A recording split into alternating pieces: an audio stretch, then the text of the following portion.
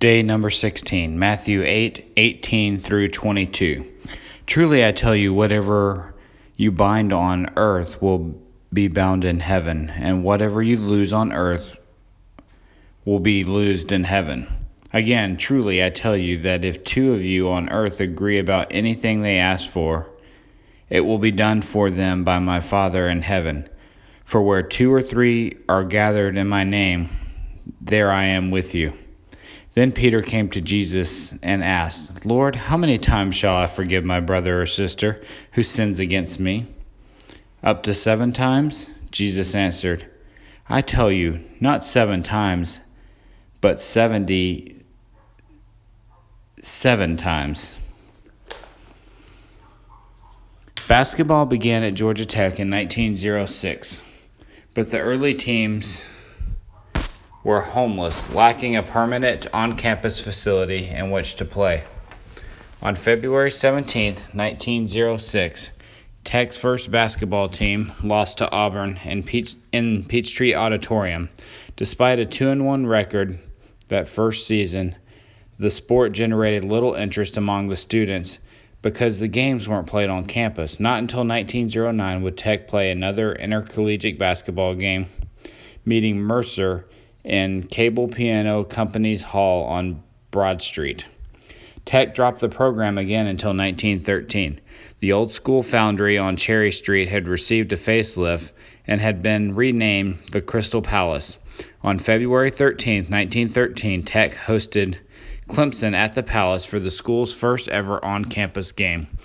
The program lapsed again in 1919-1920 when legendary coach William Alexander organized a team. Through 1923, the basketball team played its home games at various places around the city. In October 1923, athletic director J.B. Crenshaw entreated the athletic board and the trustees to construct a field house to relive our present very deplorable situation. What Crenshaw got was a temporary wooden gym that seated about 2,500. The facility proved to be temporary indeed when it burned down in 1931, sending the Jackets to the city auditorium until the Civil Works Administration constructed a naval armory on the site of the former gymnasium in time for the 1934-1935 season.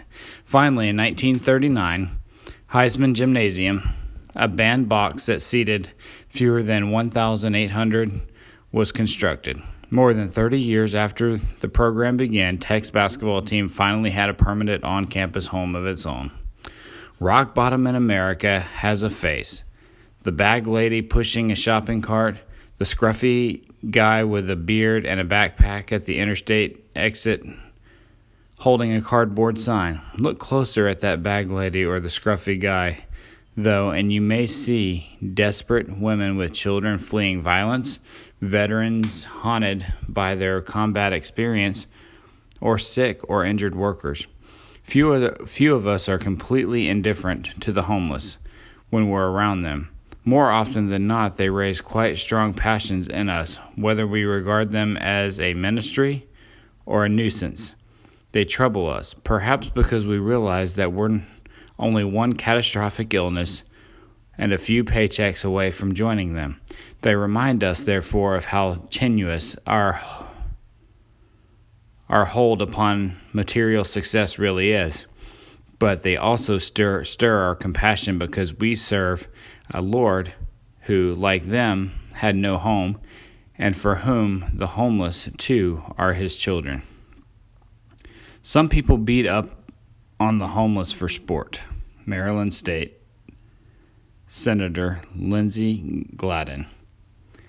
Because they, too, are God's children, the homeless merit our compassion, not our scorn.